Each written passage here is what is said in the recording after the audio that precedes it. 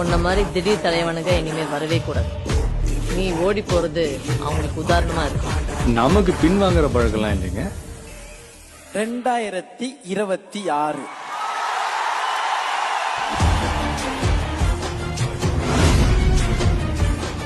கப்ப முக்கியம் பிடிக்குது.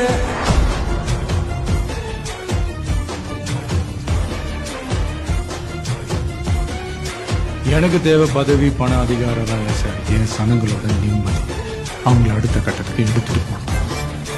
அதுக்கு குறுக்க யாரு வந்தாலும் சரி, யாரு வந்தாலும் தட்டி கேட்பேன்.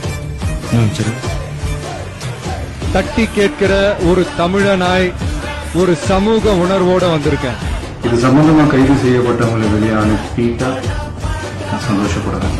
தூத்துக்குடி துப்பாக்கிச் சூட்டில் உயிரிழந்தவர்களின் வீடுகளுக்கு நள்ளிரவு நேரத்தில் இருசக்கர வாகனத்தில் நடிகர் விஜய் சென்றார்.